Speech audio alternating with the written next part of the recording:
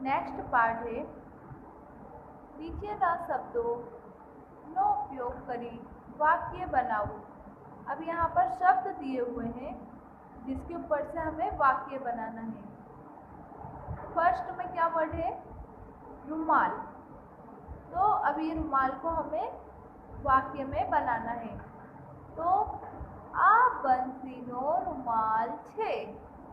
हमें वाक्य इस तरह से बनाना है कि ये शब्द उसमें ऐड हो सके। यहाँ पर दिया है रुमाल, तो कैसे हुआ? आ बंसी नो रुमाल छे। नेक्स्ट है कृषि। अब हमें ऐसा करना है कि ये वाक्य में बैठ सके। तो વધારી कृषि होय छे।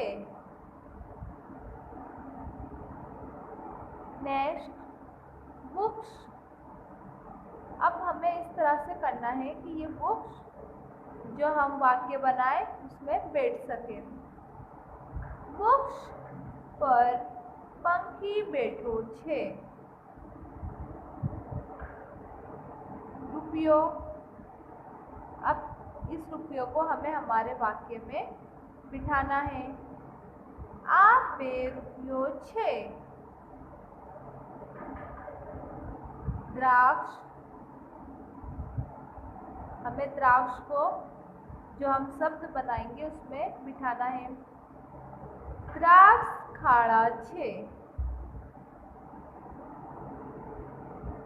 क्षत्रिय। हमें क्षत्रिय को हमारे वाक्य में बिठाना है। क्षत्रिय साधु होय छे। हो गया। रुमाल। आ पंछीनो रुमाल छे। कृषि। વધારે कृषि होय छे। वृक्ष पर पंखी बैठो छे। रुपयो। आ 2 रुपयो छे। द्राक्ष खाड़ा छे। क्षत्रिय साधु होय छे। वाचो अने लखो। अब हमें क्या करना है? इसे पढ़ना है और लिखना है। लेकिन जो वर्ड हम पढ़ेंगे उसे हमको क्या करना है कि हमारे माइंड में बिठाना है कि कौन से वर्ड से क्या बना। रूपाली बड़ा राष्ट्र है। क्या पढ़े हमने इसे? रूपाली। अब यहाँ पर हम लिख देंगे रूपाली। रम डबल वाला रा है, हम इसे यहाँ लिख देंगे रम। द्राक्ष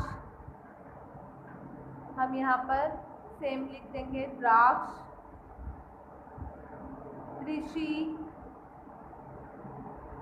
यहाँ पर हमें कृषि लिख देंगे। पक्षी सेम यहाँ पर हम लिख देंगे पक्षी। अक्षर तो सेम हम यहाँ पर लिख देंगे अक्षर। बाह्य तो हम यहाँ पर लिख देंगे बाह्य। मशरूम यहाँ हम लिख देंगे मशरूम।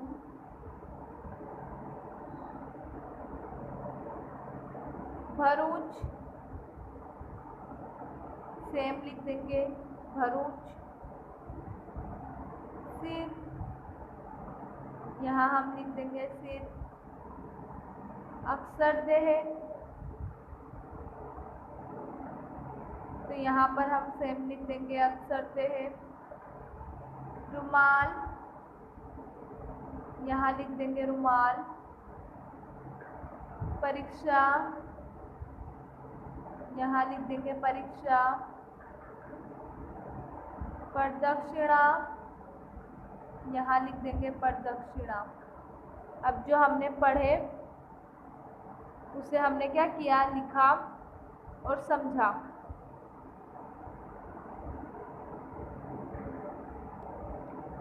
अब यहाँ क्या दिया है, सुधारी न लखो। अब यहाँ पर शब्द दिए हैं जिसको हमें सुधार कर लिखना है। तो यहाँ पर दिया है बुक्स, तो ये यहाँ पर बड़ा सा है, ससला वाला सा है। तो बुक्स, हमने इससे पहले क्वेश्चन आंसर में भी बुक्स देखा था, इस तरह से लिखा था बुक्स, नहीं ये रॉन्ग है। तो हम इस तरह से लिखेंगे बुक्स। अक्सर, तो अक्सर की जगह हम क्या लिखेंगे, सर्कस। रक्षा, तो रक्षे की जगह बड़ा वाला ससला वाला सा है, तो हम इस तरह से लिखेंगे रक्षा। साक्षर, तो साक्षर इस तरह से आएगा, नहीं हम इस तरह से लिखेंगे साक्षर। चक्षु, यहाँ पे भी ससला वाला सा दे दिया है, तो इस तरह से हम लिखेंगे चक्षु। चक्षु। दक्षा, ससला वाला सा दे दिया है, तो हम इस तरह से लिखेंगे दक्षा। रुमाल, यहाँ सिंगल र दे दिया है, लेकिन हमें डबल र से लिखना है, तो इस तरह से हम लिखेंगे रुमाल। पक्षी, यहाँ पर छोटा सा दे दिया है सी, पक्षी हो गया, हमें पक्षी पढ़ना है। स में कैसी आवाज निकलती है, शा, सा और शी, कितना डिफरेंट हुआ। इसे हम खींच के पढ़ेंगे, इसे हम खाली सी पढ़ेंगे, तो ये वाला रोंग है, पक्षी रोंग है, तो आएगा पक्षी। ऋतु, तो ये रोंग है, ऋतु आएगा। मोक्ष, तो यहाँ पे भी क्या दिया है, छोटा सा दे दिया है, हमें इस तरह से पढ़ना है मोक्ष। भक्षण, तो भक्षण। रुपयों, यहाँ पे रुपयों का जो र है उसे सिंगल दे दिया है, तो हम इस तरह से पढ़ेंगे रुपयों। एक बार फिर से रिपीट करते हैं, बुक्स, सर्कस, रक्षा, अक्सर, चक्षु, दशा, रुमाल, पक्षी, ऋतु, मोक्ष, भक्षण, रुपयों। नेक्स्ट है कोसमाथी योग्य शब्द पसंद करी चित्र ने नीचे लिखो। अब यहाँ पर कॉन्स दिए हैं जिसके नाम हमें इस चित्र में से देख के बताना है कि इसके नाम क्या है और वो वर्ड हमें लिखना है। फर्स्ट में दिया है त्रिशी, रुमाल, बुक्स, द्रास, चक्षु, पक्षी। अब हमें यहाँ पर बताना है कि कौन सा वर्ड किसका है, तो इसे हम क्या बोलते हैं, चक्षु। तो यहाँ पे हम लिख देंगे चक्षु। चक्षु क्या छे, ये रहा, ये चक्षु को हम यहाँ पर लिख देंगे। बुक्स, झाड़ को हम क्या कहते हैं, बुक्स। अब बुक्स इधर इनमें से कहाँ है, ये रहा बुक्स, तो इस बुक्स को हम यहाँ पर लिख देंगे। अब ये कौन है, त्रिशी। अब त्रिशी ये रहा, त्रिशी को हम यहाँ पर लिख देंगे।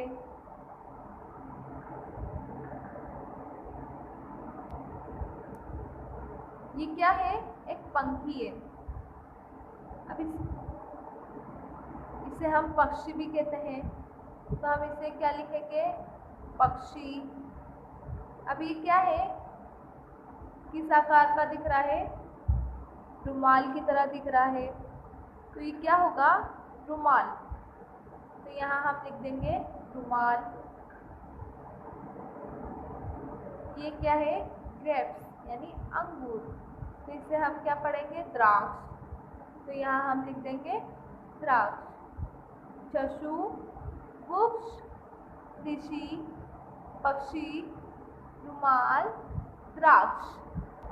अब यहाँ पर चित्र दिए हैं जिसका हमें नाम बताना है। अब फर्स्ट चित्र क्या है?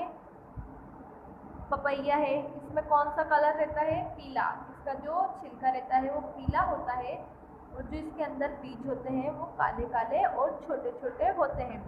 तो इसे हम क्या कहते हैं? पपैया। तो यहाँ लिख देंगे हम पपैया। अभी क्या है? ग्रीन कलर का होता है, सेब जैसा दिखता है, तो हम इसे क्या कहेंगे? सफरजन।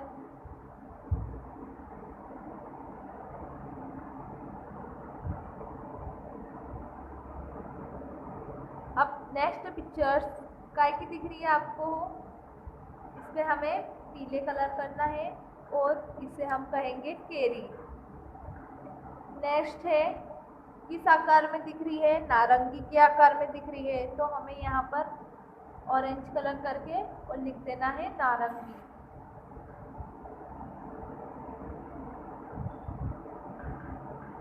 अब नेक्स्ट ग्रेप्स है, तो इसे हम क्या कहते हैं? द्राक्ष। तो हम इसमें ग्रीन कलर करके द्राक्ष लिख देंगे।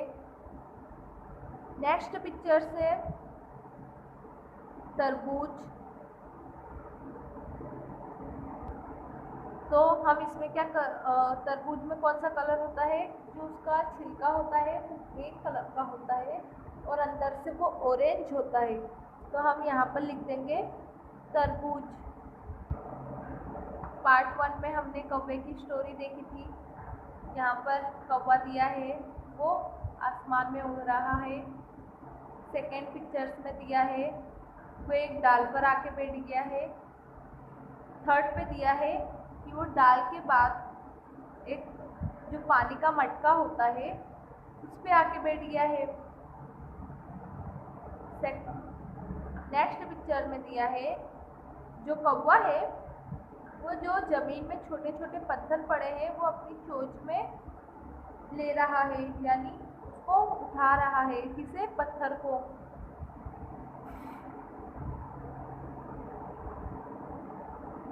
नेक्स्ट पिक्चर से कि उसने उस पत्थर को उठाकर पानी के मटके में डाला। सेकंड पिक्चर में है कि जो पानी के मटके में उसने पत्थर डाला वो पानी कहाँ आ गया? ऊपर आ गया।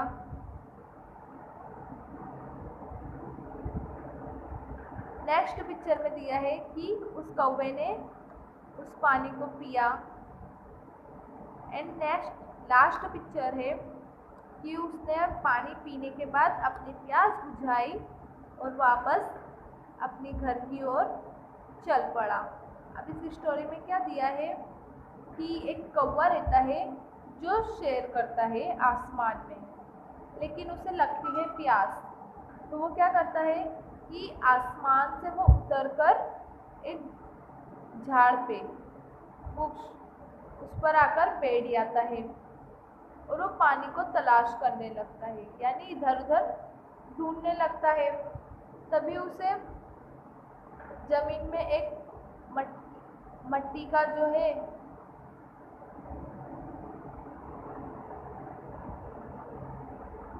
मट्टी का मटका दिखता है। तो वो कौवा क्या करता है? वो मटके के पास जाता है और उसके अंदर झांकता है, तो उस मटके में पानी कम रहता है, यानी इतना कम रहता है ना कि कौवा पी नहीं सकता।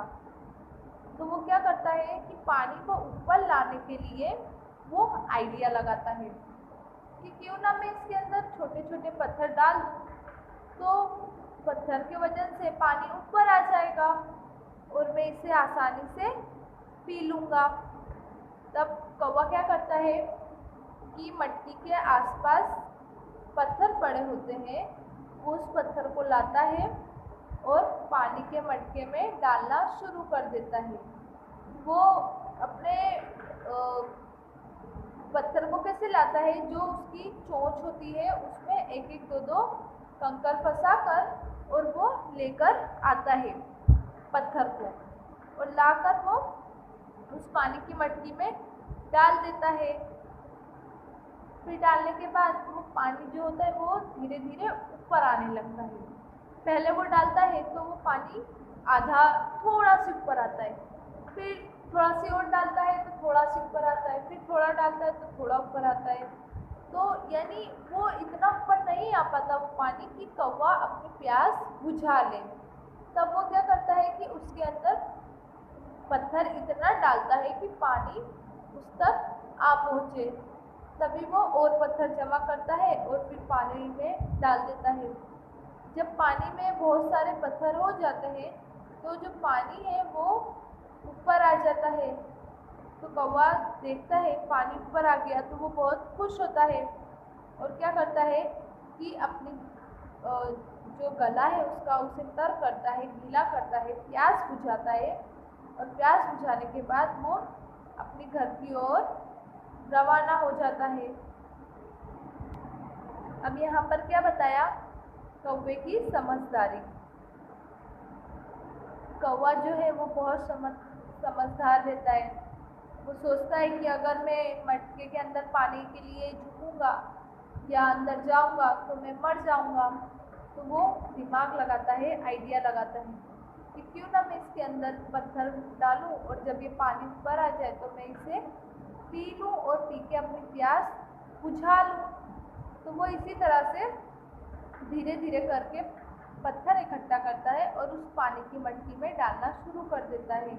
फिर जब पानी ऊपर आता है तो कौवा अपनी प्यास बुझाकर वहाँ से रवाना हो जाता है। इस कौवे की स्टोरी पे हमारा जो 7 लेसन था वो कंप्लीट होता है।